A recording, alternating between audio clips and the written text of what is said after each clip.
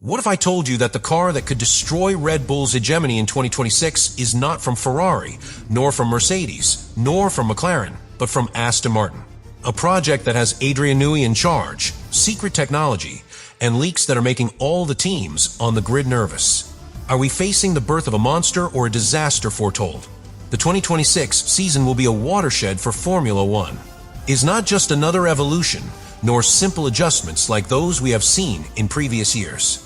This time we are facing a total reconfiguration of the technical DNA of the category. A top-to-bottom redesign that shakes up every inch of the rulebook. And the most shocking thing is not that all teams start from scratch, but that no one, not even the big ones, knows with certainty which direction will lead to success. At the power unit level, the change is also radical.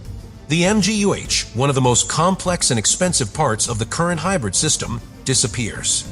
Instead, the MGUK becomes the protagonist, raising its power to 350 kilowatts. That represents 50% of the car's total power generated electrically, doubling what we saw until now. This mass electrification not only changes the way energy is recovered and delivered, but demands new cooling, thermal management, and weight distribution solutions. It will no longer be possible to copy what worked before, and that's not counting the physical changes. The 2026 cars will be shorter, narrower, and lighter. A reduction in the total size of the car that will force the internal architecture to be completely redefined. It's no longer just about fitting the usual components into a smaller chassis. We must reinvent how suspensions, impact zones, cooling systems, and even the general balance of the car are designed. All this creates a perfect context for a total disruption. Teams that first understand how to make these disparate pieces work in harmony could take a massive advantage from the first Grand Prix.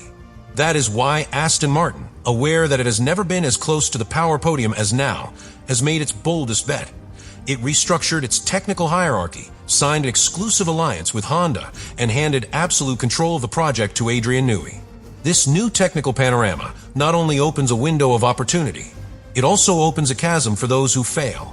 Design errors can no longer be corrected with a simple mid-season aerodynamic update. A bad basic concept will mean a lost season. And with the calendar so compressed and a grid so tight, the margin of error is reduced to a minimum. That is why 2026 is not just another season.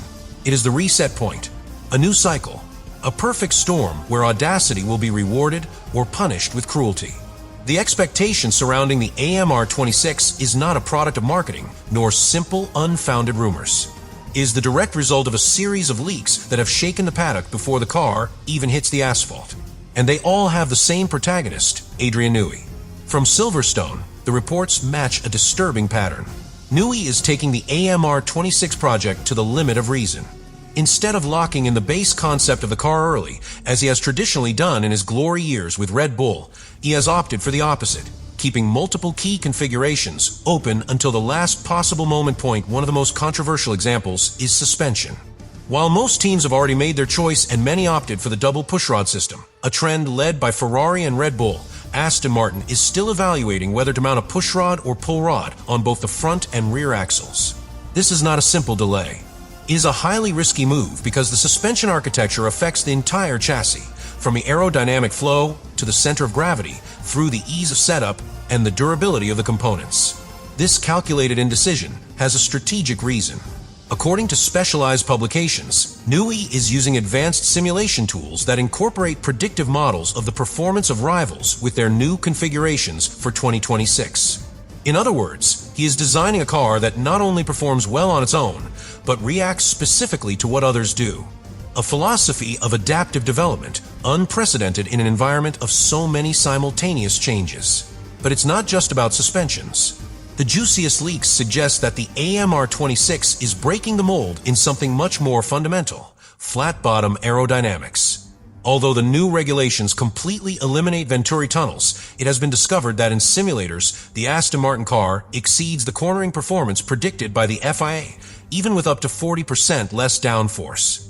A figure that, if real, is scandalous. How is this possible? The key would be in a supposed reactive suspension geometry.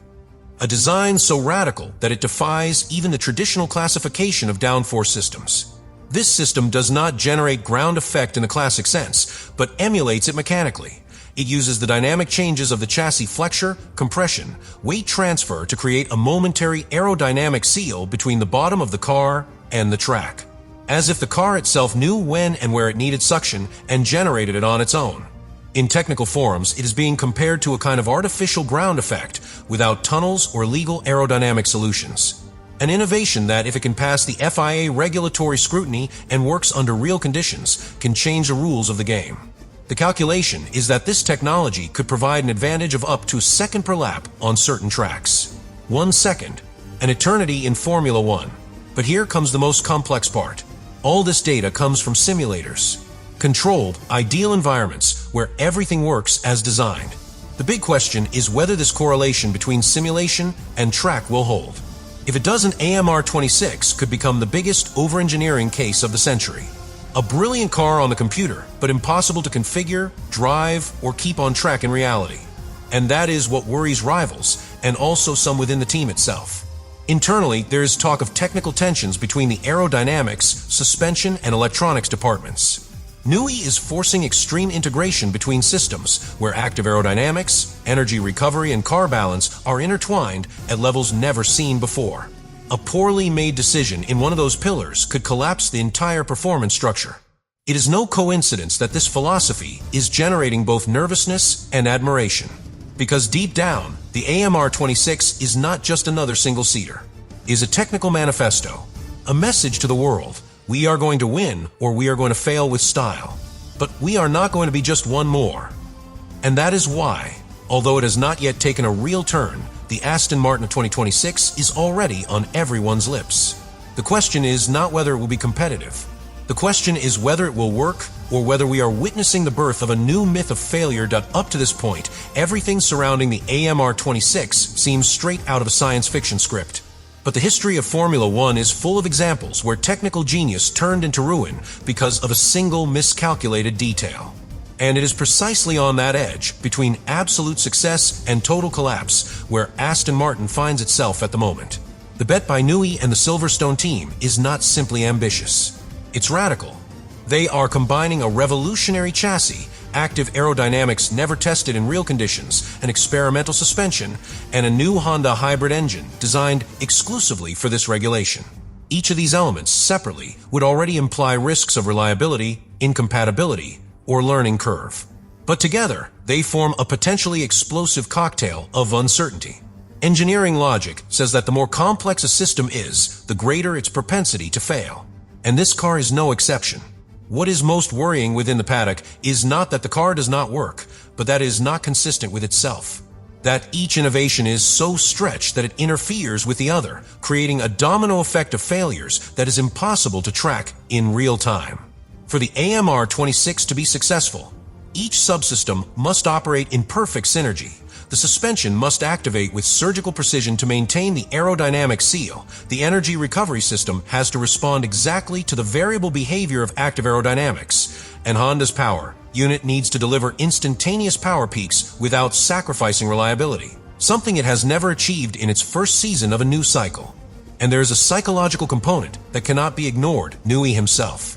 Although he is considered a genius, his last years at Red Bull were marked by a progressive withdrawal from day-to-day life. This project represents his return to absolute control, but it also puts him in a position where he cannot delegate responsibilities. If the car fails, there will be no room to point fingers at others. It will be your signature, his legacy, and that, in the hypermedia context of modern F1, can become a very heavy burden. So the AMR 26 is not just a car at risk of failure. It is a technical and political house of cards. If a card falls, be it suspension that vibrates more than expected, a motor map that is not calibrated well, or a correlation between simulator and track that does not hold, the entire building could collapse before even reaching the first corner of the first race. There is no room for error. There is no safety net. There are only two possible paths: make history or become the biggest technical disappointment of the modern era of Formula One. What Aston Martin is building with the AMR 26 is not just a revolutionary piece of engineering. It is a symbol, a warning, a turning point in the Formula One ecosystem. Because if this project works, the sport will never be the same. And if it fails, it could close the door on a decade of real innovation. The AMR 26 breaks that. its very existence is already a statement against that conformism. And that's why it matters. Because if a car like this manages to succeed, it will validate risk as a legitimate path to success. It will send a strong message: creativity can still win championships. It will inspire other teams to think differently, to stop copying, to create. Let me know in the comments what you think about all this.